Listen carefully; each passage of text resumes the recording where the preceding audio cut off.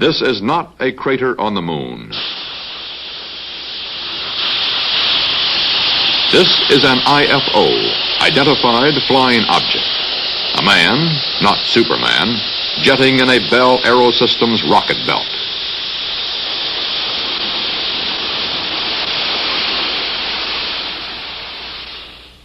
This is a UFO, Unidentified Flying Object, popularly called a flying saucer. To responsible scientists and photoanalysts, they are lenticular clouds, sundogs, planets, balloons, or mirages. First of all, the objects are not unidentified. We know what they are. Second, in many cases, in most cases, they're not flying. And finally, in many cases, they are not even material objects. A real flying saucer looks like this, an Avro car manufactured in Canada, being test flown in 1961. Or like this free-flying air-cushion vehicle being flown by its inventor, Professor Paul Moeller, in 1965. But UFO sightings persist, and skeptics often become confirmed believers. I've slowly come to the conclusion that there are such things as interplanetary spaceships. I'll have to stick my neck out and say that because I believe it at long last. Psychiatrists often call these reported UFO sightings illusions, hallucinations, self-delusions. I'm not saying that there aren't things in the sky that we don't know about. What I am saying is that when there's anything that one doesn't know about, then the mind fills it with a great mass of fantasy. And that most of what we're dealing with in these reports is almost certainly fantasy. Fact or fiction, myth, menace, or marsh gas. This is an age when scientific and technological developments are rapidly making yesterday's fiction fact. How much do we know, and how we know what we know, is what tonight's CBS Reports is all about.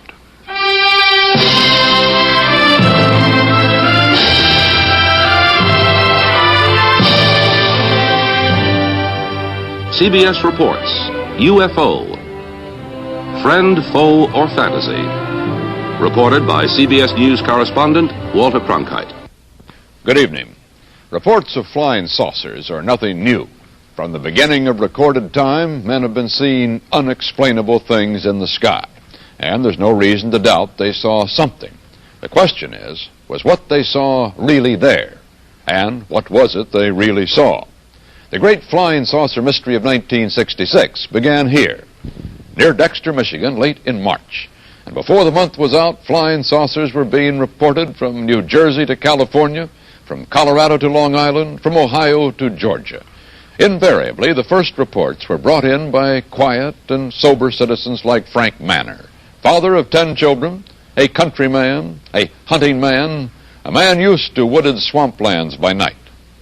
Well, first beginning, we were watching television, and we have 6 dogs here, and they started raising a fuss, in which they never do much, so I went outside and gave a yell at them, and as I turned around to come back on the porch, I looked to the north of me, and looked like a fallen star meteor. It was red and kind of coming down, and on about a 45, and so then I watched it, and I was going to see if it landed, and then maybe go down and see what it was. And when it got to the top of the trees, it stopped, and a blue and a white light come on it. And I looked at it, and I thought I was seeing things. Frank Manor's UFO remained over his swamp more than 4 hours. His children saw it, his in-laws saw it, residents of the area saw it, the police saw it. No one photographed it, but Sergeant Newell Schneider of the Sheriff's Office remembered it well enough to draw it.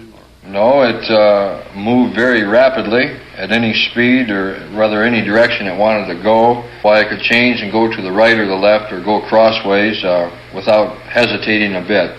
What do you think it was? Well, if they call it a flying saucer, that's what it is. 40 miles away, another swampland and another UFO sighting. This is Hillsdale, and the girls at Hillsdale College had a night to remember. Well, when I was looking out the window with the binoculars, I guess it was about 12, I saw it, and I saw two red lights, and I saw what looked to be shaped like a pie. I could just see the front of it, and I just saw the round front, and I could see the lights on either side. And then the red light was sort of casting a glow over the whole thing, so it looked like a round disc. At first, when I'd heard the other girls talk about it, I believed them, yet I couldn't really make myself comprehend it because I hadn't seen it with my own eyes. But then when I saw it, I just was fascinated. I wasn't afraid. I just wanted to stay there and keep my eyes glued to it. I couldn't leave. I know I saw it, but, and I mean, I know myself I saw it, but I believe I saw it, but I can't fathom it because it seems so unreal. William Van Horn, Hillsdale's undertaker and civil defense director, also spotted the UFO and was out with his Geiger counter next day, checking a mysterious perfect circle where the UFO had been seen. Van Horn did not find any radioactivity here, but this did not shake his certainty that he had seen a hovering vehicle with two lights. Many people asked him why he did not go right up to the UFO in the dark. I'd much rather be a live coward than a dead hero. And with the area of uncertainty that we have here, how do I know but what maybe there's a current, a little electrical charge which is being radiated by one of these vehicles which would electrocute you if you got within a certain area of it. There was no sound whatsoever. I could not hear a bit of sound. The Air Force sent its chief scientific consultant on UFOs, Professor J. Allen Hynek, to check the Michigan sightings. Dr. Hynek agreed that the good citizens of Michigan had seen something in the marshlands. He thought they had seen marsh gas. I've had many letters pointing out that they, as children on the farm, had many experiences with swamp lights, and that this was obviously the thing that it was, and they couldn't understand why the people in Michigan got so excited over swamp lights. And the illusion of motion frequently is given by the fact that a little bit of swamp light appears here, it goes out, another one appears over here, that goes out then, but the illusion as viewed from a distance is that the objects have moved back and forth. And sometimes this gas will gather into a ball and actually float away. In Washington, a private unofficial group known as NICAP, National Investigations Committee on Aerial Phenomena, called a news conference, dismissed the swamp gas theory, and reopened an old argument with the Air Force. NICAP's director, Major Donald E. Kehoe, a retired Marine Corps officer, insisted that the Air Force knew more than it was telling. We are being observed by some type of device which is ahead of us, far ahead of us, and is probably controlled by a highly advanced superior civilization. Now, this is a conclusion which I personally have stated and is shared by some members of our Board of Governors and advisors, not all of them. But it has reached to the point where many people in the Air Force have the same conclusion. In fact, the Air Force at one time had a top secret estimate that these things were interplanetary spaceships. So you will see that this, instead of being a subject for ridicule and a big joke, actually is a serious matter which could affect the lives of all of us. And for the umpteenth time in as many years, the Air Force, called before a congressional committee, said it was hiding nothing. Air Force Secretary Harold Brown. We have not been hiding anything. The investigations have been made public. The explanations of those where there is a clear explanation have been made public. The hearing this morning was public for just that reason. In those cases where for lack of data or lack of a convincing hypothesis, the sighting has been kept in the unidentified category, we've been perfectly willing to say that too.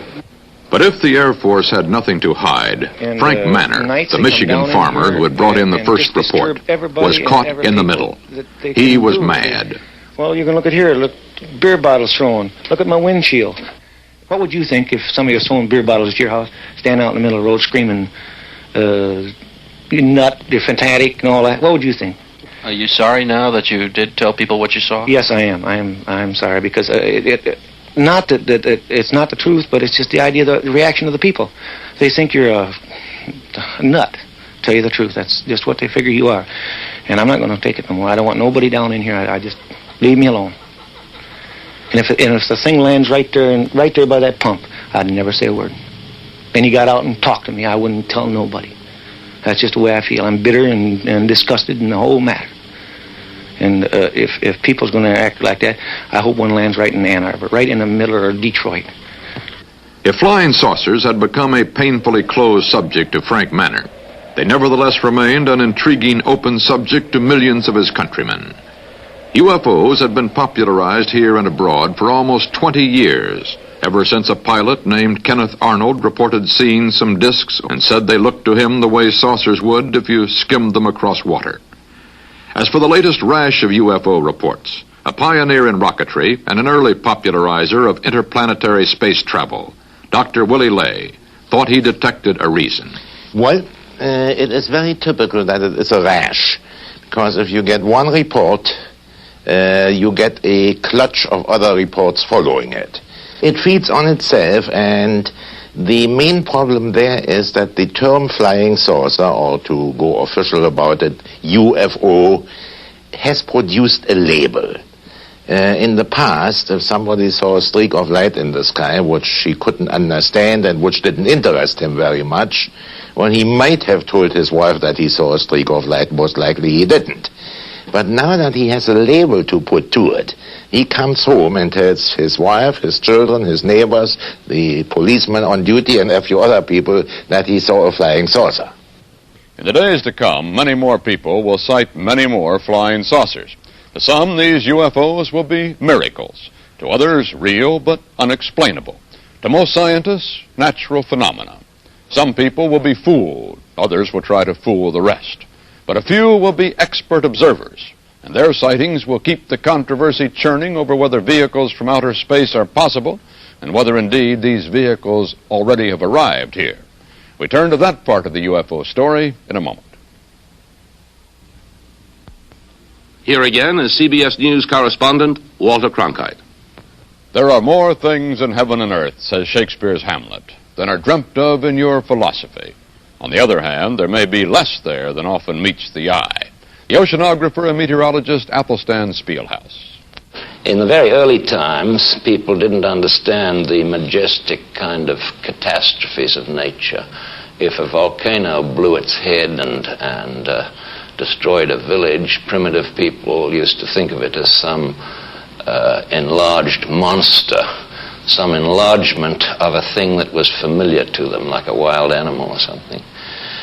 In other words, they interpreted this ununderstandable, rather fearsome thing in terms of their present knowledge, primitive as it was. From there you get into medieval times with a sort of resurgence of mysticism and religious fervor. And I suppose if people saw unexplained things in the sky in those days, they explained them as miracles. Well, then you get to today, and we're on the brink of interplanetary travel, and so we begin to see things in the sky again that we can't understand or can't explain immediately. So we explain them again with this sort of colossal egotism of man at his present time. We explain them in terms of our latest ability, namely on the brink of space travel, these must be spaceships. But then only a few years ago, this would have been called an optical illusion, or it might have been called a miracle. But a man being powered through the air without benefit of plane or balloon is today a reality. Tomorrow, he may even be a traffic problem. There are jets that can rise straight up and then hover, like this British Hawker P-1127. The French also have experimented in this field. This is the Balzac, not a UFO. The Germans also are doing it. This is the EWR. Here it comes in for a landing. EWR, not UFO. The American XV-5A, built by Ryan, not only flies straight up and down, it also flies sideways and backwards. Northrop's wingless M2F2, otherwise known as the flying bathtub, is NASA's lifting re-entry body, half plane, half spacecraft, landing like a conventional jet without power.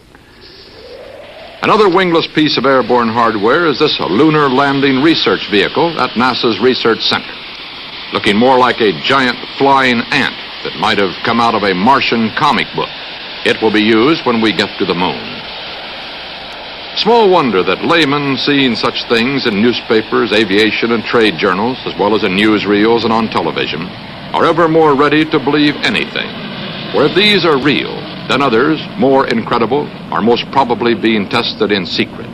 However, all these vehicles operate within the laws of physics and aerodynamics, even though they may give the appearance of operating outside the laws of nature. But ufologists still insist there is more to it than this. And so there is. At England's Victoria and Albert Museum, CBS correspondent Frank Kern spoke to aeronautical historian Charles Harbord Gibbs Smith. My position now, I think, is that I believe that about 5% of these things are interplanetary. That is, they come to us from a world outside our planetary system, and that some of them are in fact inhabited by intelligent beings of some kind, and some look as if they're remotely controlled. After all, who really do we think we are? We're a fifth-rate, miserable, measly little system out on the edge of the Milky Way, fooling around the universe with 4,000 or 5,000 years of so-called civilization behind us. We think we are the cat's whiskers, and we are not. We're a potty, second-rate lot, fifth-rate lot. Conceited as apes, not all of us. And here we go, and the moment anybody suggests that something should come in outside from outside, we think, oh, no, it can't be that, it can't be that. It's quite out, you know, these things can't happen. And I think I do it myself, we're all thinking medievally. What convinces you more than anything else? The evidence of the men that have seen them, and primarily the behavior and descriptions of the objects themselves, which do not fit really any other explanation. And the Oldfield sighting, this thing which will become very famous, where a couple who live in a cottage outside Manchester took their first airline journey, and they had aboard a little film, a little cine camera, and they take pictures down of the fields as a couple would the first time they've ever been in an aeroplane. And she takes what she thinks is an aeroplane coming up from behind them, and then it goes out of vision in about 12 seconds or thereabouts, and she goes on taking a few more bits of the distant clouds and puts it back. And when they get, what's this thing? I mean, it's inexplicable by any, unless it's a straight fake. And to fake an 8mm film in color wants a lot of equipment. And who on earth are this charming couple? What would they be doing, lending themselves to faking these things? It is nothing airborne we have ever seen. I mean, it is basically sausage shaped with 2 dorsal and 2 ventral fins. And as you look at this film, it turns away on its vertical axis from you and disappears out that way. Well, I mean, you can argue until you're blue in the face. What is it except something that is airborne by a force, probably electrogravitic force of some kind that we know nothing whatever about? It is nothing conventional, it is nothing unconventional aerodynamically. There's no single piece of earth-borne equipment of any kind that can look and behave like that. The Oldfields, indeed, had not faked anything, but the UFO in their film soon proved explainable. A few days later, an enterprising BBC cameraman took a similar camera, sat in the same seat, and filmed the same English countryside. The same UFO hovered into view, went through the same maneuvers, and disappeared into itself the same way. The UFO turned out to be the reflection of the tail section of the plane itself. The refraction of light in the Earth's atmosphere is capable of fooling both the human eye and the camera lens, and that thin, life-giving envelope of atmosphere sets apart the spaceship Earth from its sister planets as it spins about the sun at 66,000 miles per hour. One of the problems connected with man's flight through this environment derives from the law of physics governing objects moving at high speeds through the ocean of air. Aircraft moving at high speeds pierce the air compressed before the plane's wing. A shock wave results. It's become known as a sonic boom. And even today's comparatively slow-flying military jets alarm some citizens and run up bills for the Defense Department each year from the effect of these shock waves on populated areas.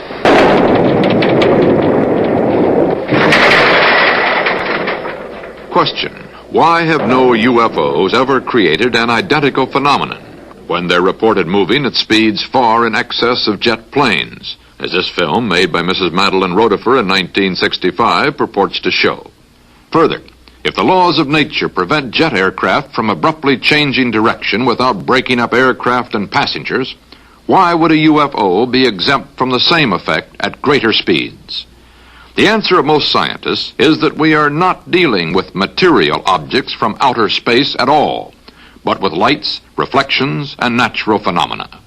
Former director of the Harvard Observatory, now a member of the Smithsonian, Professor Donald H. Menzel. Many people looking up into the sky can see a bright object on the horizon. They think that this object is a UFO, when actually, as we scientists know, it can be an effect of the Earth's atmosphere, that through a layer of hot air that is entrapped above a layer of cold air near the ground, we get an effect which we call a mirage. Now, to demonstrate this, I have a sort of Earth's atmosphere in this jar. This is a layer of benzene, which is a very high index of refraction, and it acts like a layer of cold air. And I am now putting on top of it, floating on it, a layer of acetone, which is a layer of liquid of lesser refractive index. It acts like a layer of hot air. On the screen we will see a bright light that's being projected from the ground level here and passing through the acetone on the benzene. And now we will turn out the lights. You see on the screen that the bright spot of light that was originally traversing this artificial atmosphere and appeared at the top of the screen gradually dims. And a line of colored light streams out down below this spot. And finally, the spot near the top of the screen disappears, and we see instead a beautifully colored and rapidly moving spot. The colors are due to refraction. The red color sometimes is attributed to the presence of a rapidly moving jet. The blue color is sometimes interpreted as motion toward the observer. It's all an effect of a mirage. And yet this has been reported again and again by experienced pilots who have thought that they were being attacked by a UFO from outer space. This is a type of sundog. Ice crystals in an otherwise transparent atmosphere reflect light from the sun, and it produces a saucer-shaped body that can maneuver, rush in toward the plane, or sometimes move rapidly away as the density of ice crystals thins out. There are brilliant meteors, the shooting stars that flash through the sky.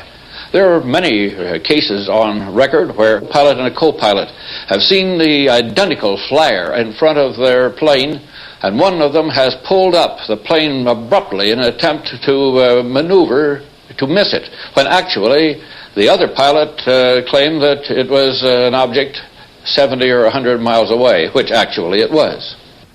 In addition to mirages in the atmosphere, many physical objects in the air have been taken for saucers, like this translucent balloon that can carry instruments up to 100,000 feet. Birds, kites, pieces of paper, and the planets have often been claimed as UFOs. But a little bit of logic goes a long way for those who wish to be persuaded, as we shall see in a moment.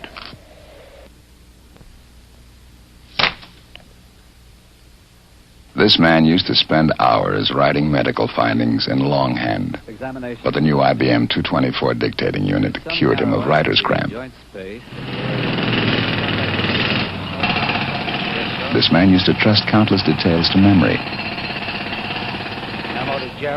but the new IBM 224 never forgets anything. This woman used to take notes while checking her merchandise. But the new IBM 224 takes stock of things quickly and easily. At only 28 ounces, This new IBM dictating unit is so small and so compact that you can use it anywhere you think. At home, on trips and conferences, and of course behind your desk. Whatever you do, the new IBM 224 can help you do it better. Here again is CBS Reports UFO, Friend, Foe, or Fantasy. Saucer fans are often devoted readers of science fiction. Much of it is written by highly respected scientists. On an even more popular level, the comic book adventures of Flash Gordon confirm saucer buffs in the plausibility of their beliefs. But all is not peaceful on the planet Earth, because the saucer addicts are divided into cults, groups, and sects that range from the skeptical sighters who hope there is a logical answer to the true believers who feel sure the answer is being covered up by the military establishment. Perhaps the farthest out group is made up of the contactees. They have met, talked to, or even ridden with visitors from outer space.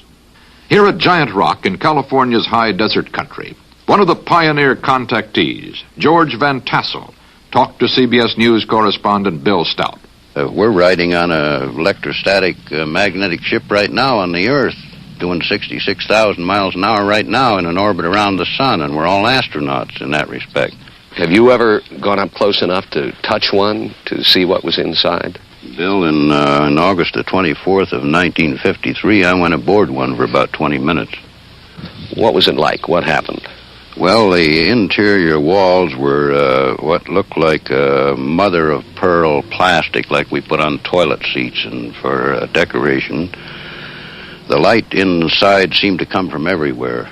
The instrument panel wasn't like anything I'd ever seen before, and all of my years since 1927 in the air game. And they had a compartment in the wall which both cleans and deodorizes their clothes by some light process, which required no water, soap, or detergents, or a washing machine. Giant Rock, for the last 10 years, has been the Plymouth Rock of the saucer age.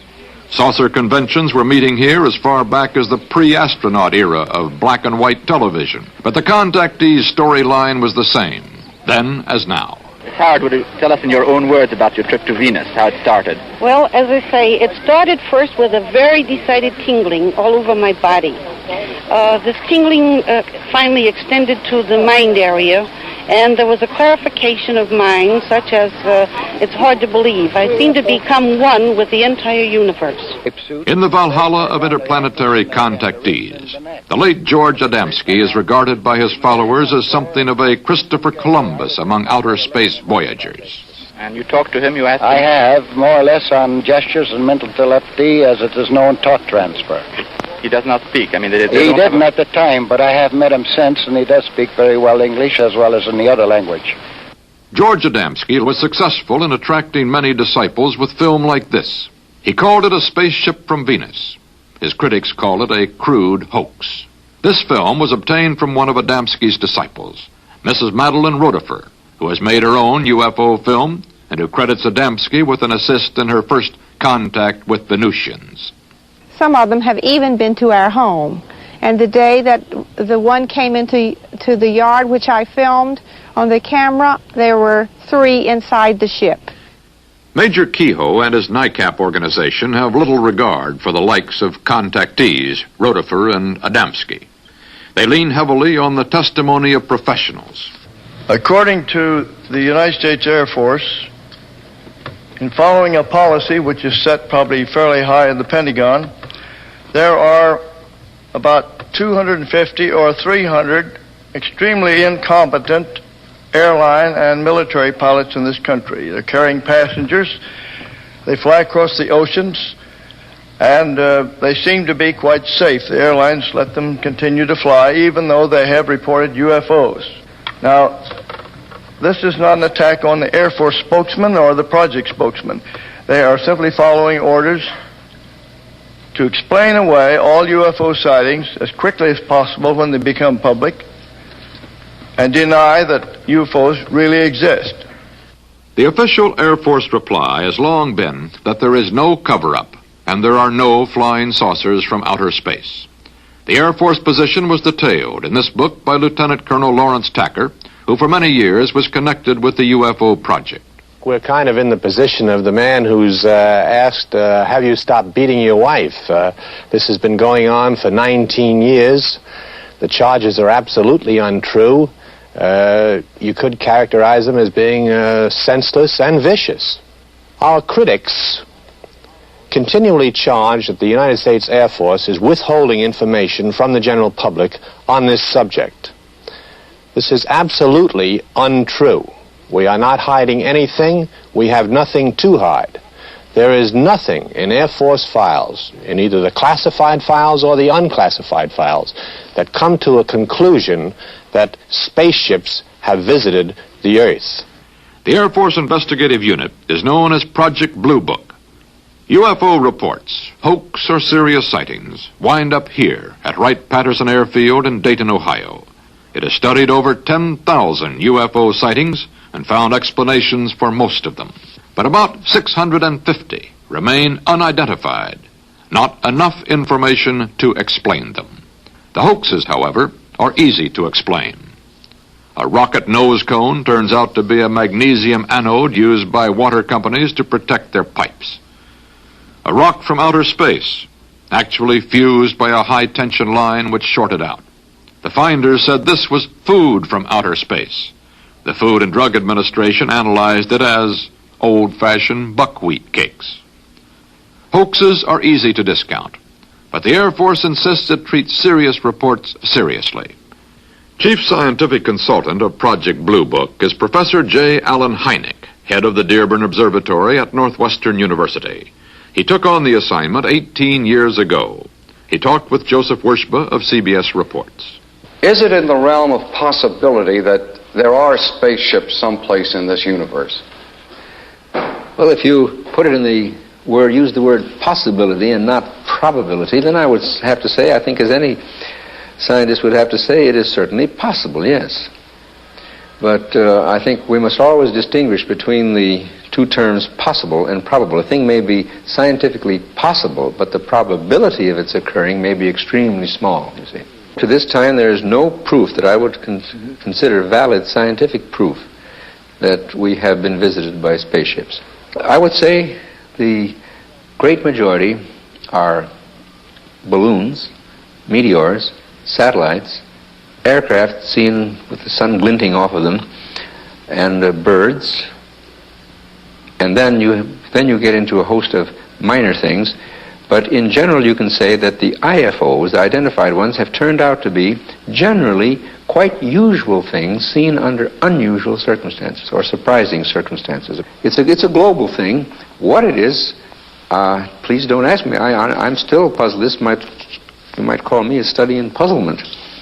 But that among the tremendous noise or static or crud or whatever you want to call it of tremendous number of unreliable reports that are easily explained, there is this residue of most interesting cases that intrigue me in the same way that a good mystery story intrigues me, and I'd like to get the solution. I don't think it is space people, although I would be delighted if it turned out that way, because as an astronomer, I think it would make astronomy even more interesting than it is. And as far as the Air Force is concerned, I can't speak for them, of course, but I should imagine that if the existence of spacecraft were really established, it would really increase the appropriations of the Air Force. But how do you answer the people who are pretty competent, careful, cautious, probing people, pilots, radar trackers?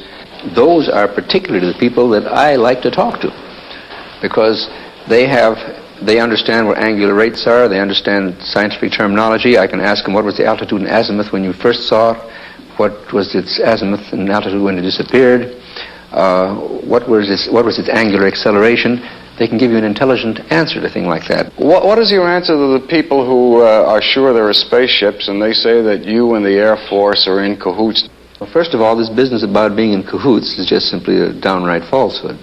And if they insist that space vehicles exist, I say, oh, fine, the burden of proof is on you. How thin is the dividing line between science and science fiction? What do we know of outer space? Is there anyone out there? And are they headed our way? That part of the story in a moment. CBS Reports, UFO, Friend, Foe, or Fantasy, continues with Walter Cronkite. Much of science, when we look at it close up, looks like fiction. Those who charge a conspiracy as being carried on by scientists and the military to cover up visitations from outer space use that charge to explain why no UFOs have been reported by our space defense system. Well, this is a dangerous game, like yelling fire in a crowded theater.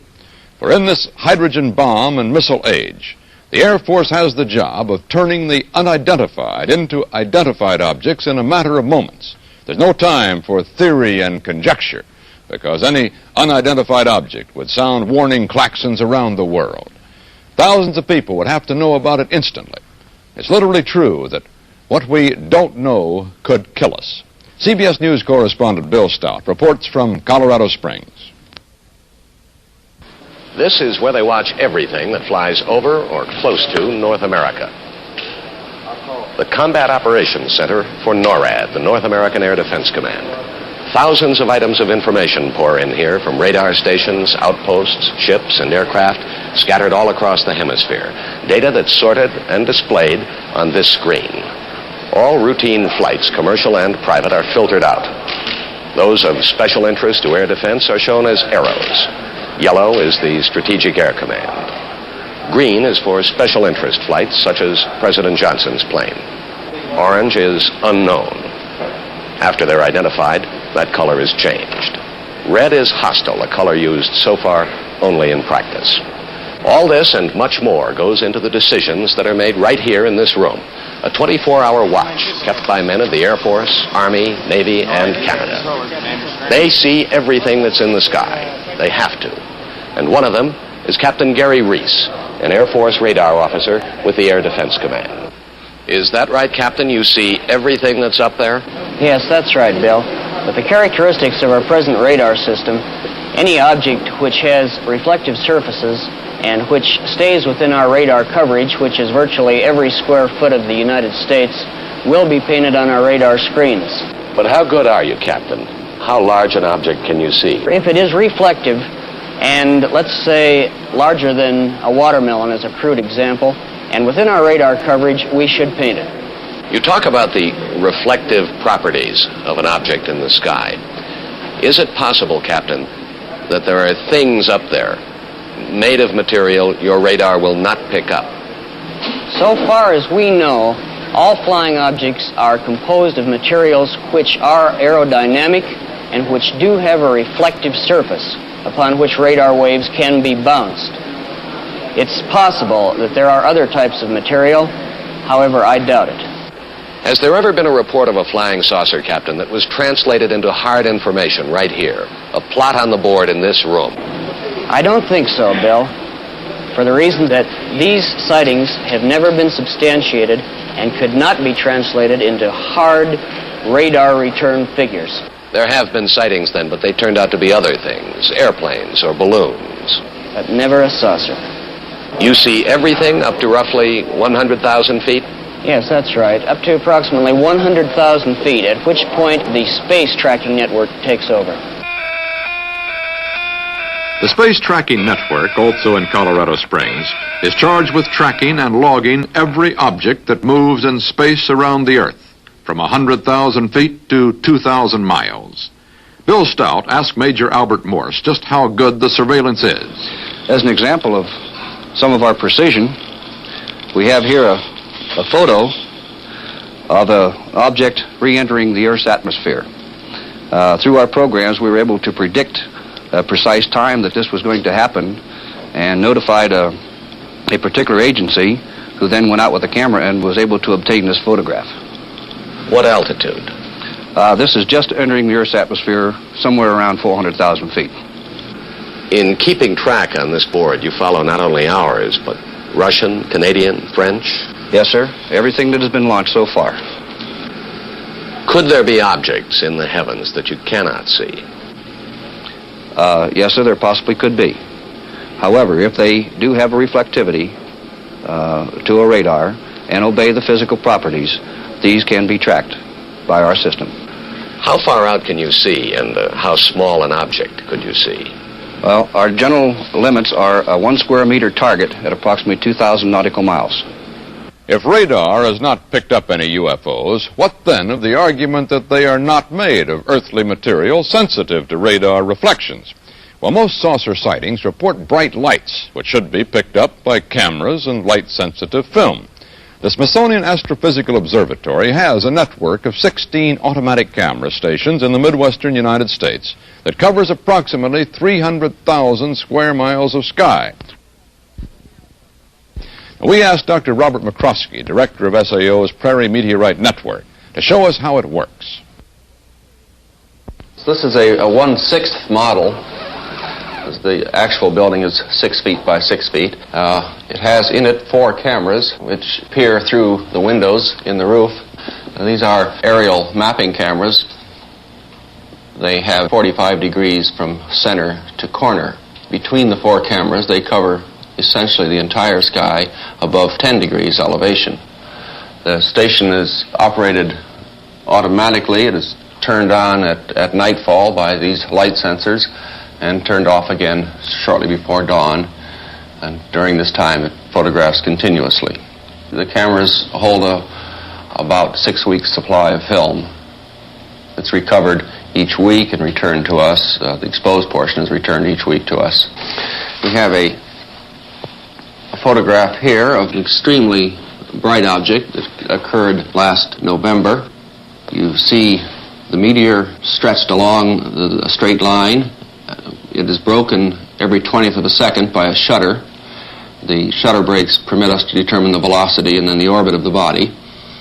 In the past 15 months, working during the nighttime, during clear nights, we have not photographed anything with cameras that cover essentially the entire sky that we did not understand. Dr. McCroskey, does the Smithsonian have other networks that feed information into the whole system? Yes, we have the satellite tracking network, which is 12 stations about the world. At each of these stations we have a large specialized camera for tracking satellites. This is a model of one of them here. In size, it's about 10 feet high. The aperture is 20 inches. It's f.8. This camera is built so that it is possible for it to track along the trajectory of a satellite and can, in fact, photograph a 6-inch shiny sphere at the distance of the moon. At the distance of the moon? Yes. Could you show me a picture of something that's come from that kind of camera? Yes, not a meteor photograph, but one of a satellite, in fact, 2 satellites. This is the Gemini rendezvous when the 2 Gemini capsules were within about 3 miles of each other. But in all of the pictures that you've ever seen also from this type of device, again, nothing has ever shown up in any of them that somebody would call an unidentified flying object. Not that we would call an unidentified flying object, no. Since there are no bogies on radar that can remain unknown for long, and there is no photographic evidence, let's go farther out. The expanding knowledge of what lies beyond our planet has made it respectable to speculate about the possibility of life elsewhere. But that knowledge also makes it more difficult to conceive of interstellar space vehicles. Instrumented space probes like Mariner, flying by Venus and taking pictures of the surface of Mars. Radar signals from Earth bounced off planetary surfaces and monitored on giant antennae like these have thus far tended to confirm that if there is life there at all, it is in elementary form, not the sort to construct UFOs for exploration of Earth. As for what lies beyond our planetary system, it's well to remember that our sun is a tiny star placed near the edge of our galaxy, the Milky Way. Each of these nebulae are composed of millions of suns which might have their own planetary systems where life at various stages of development might exist. But the nearest star, like our sun, is Proxima Centauri. It is 1,000,000 times farther away from Earth than the nearest planet. If it had planets around it and was inhabited by intelligent beings capable of travel through the galaxy, they would have to construct spaceships that traveled at 670 million miles per hour, the speed of light. A round trip from the vicinity of Proxima Centauri to Earth would take more than 8.5 years of Earth time. So those scientists who are inclined to think the universe may abound in intelligent life tend to believe that God's quarantine, as some of them call the distance which separates us, will make radio signals the ultimate form of communication, not spaceships. Great electronic ears have enabled man to listen for electromagnetic signals from the farthest objects in the universe that have so far been detected. This one, 1,000 feet in diameter, in Arecibo in Puerto Rico, is operated by Cornell University for the Advanced Research Projects Agency and is engaged in a number of deep space and planetary projects. If we are not alone in the universe, instruments like this, pursuing carefully programmed listening exercises, may one day bring us a fateful message. The astronomers have long been the leading theorists on the possibility of life in outer space. Astronomer Carl Sagan is consultant to a current Air Force scientific panel. Astronomer Thornton Page was on a CIA committee that investigated UFO reports in 1952. Its conclusion? No evidence of UFOs. Our panel was expected to be, and I think was, objective in its approach, and tried to evaluate all the reports without saying they're ridiculous in advance. That has been repeated quite recently, and that is a good reason for talking with Carl Sagan here, because he's in the same position that I was, being the only astronomer in a similar panel. There's not a single verified or checked out report which is at all connectable with the possibility of extraterrestrial life. It doesn't say that I think extraterrestrial life is impossible. Quite the contrary. I think that many of the stars in the sky have planetary systems. We know enough now about the origin of life to make it appear likely that life arises naturally on the vast bulk of these planets. It's possible, but by no means certain, that life on many of these planets evolves into beings which are as advanced as we, or more advanced. And I don't see any reason why we can't imagine that there are civilizations thousands or millions of years in advance of ourselves, capable of technical feats that we can hardly imagine. If you would believe, as the flying saucer cultists would have us believe, that the majority of the saucer reports are due to visitations, then you have a very strange situation. That means several spaceships are coming to the Earth over interstellar distances every day, as if all the anthropologists in the world were to converge on one of the Andaman Islands in the Indian Ocean because they just invented the fishnet there or something. I think it's much more reasonable if you want to speculate on the possibility of extraterrestrial intelligence, that there are very rare visits from extraterrestrials to the Earth. There's no evidence for this. I just say that's not implausible. But to have several visits a day, I think, is straining credulity. I think a key to what's behind the real belief in flying saucers is most easily obtained if you look at the contact myths. There are several hundred people in the United States who claim to have had personal contact with the inhabitants of flying saucers who have landed. And if you examine these myths, you find that there are some peculiar regularities. The inhabitants of saucers are benevolent. I mean, they're really concerned for our well-being. They're omnipotent, extremely powerful, omniscient, extremely knowledgeable, and they often wear long white robes. Now, this combination is something I've heard in another context. This isn't science, this is religion. And what I suspect is happening is this. We live in very unsettled times. It used to be possible to believe in a personal, benevolent, powerful, all-knowing God who cared about individuals who you could pray to. But now, there's very few people who really believe that, I think. Science, for good or for ill, has destroyed a lot of the traditional theologies.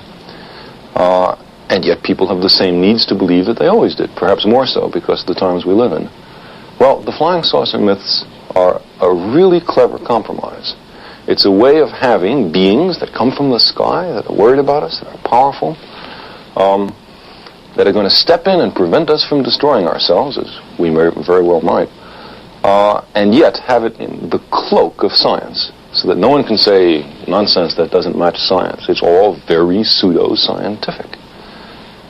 I would think that that at least for the contact myths, and probably for a lot of the events of people who just see things they don't understand flying overhead, that what's involved psychology and theology, and not so much the physical sciences. So, as we have seen, scientists think the evidence is mounting that life in some form exists elsewhere in the universe. But almost unanimously, they find no evidence that anything out there has come here. One thing is clear. You could not keep a spaceship a secret. Too many professionals with too many powerful instruments are probing the skies these days. And too many journalists could not be restrained from trumpeting one of the greatest news stories of all time. It also seems clear that since the security of our world is involved in converting all UFOs immediately into IFOs, perhaps these phenomena are properly the responsibility of scientists and the military, with periodic reports to the public on what they have found, if anything. The rest of us can emulate the scientists by keeping an open mind, since yesterday's fantasy sometimes turns into tomorrow's reality. But we might remember, too, that while fantasy improves science fiction, science is more often served by facts. This is Walter Cronkite for CBS Reports. Good night.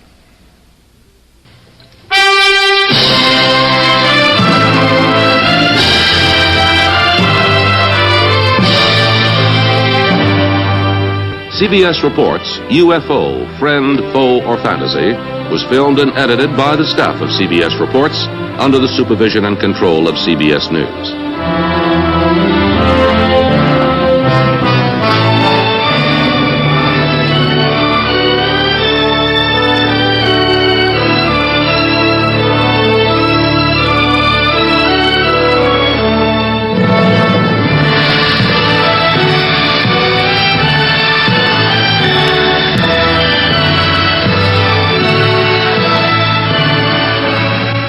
Telescopic film of the galaxies, courtesy of California Institute of Technology and Carnegie Institution of Washington, D.C.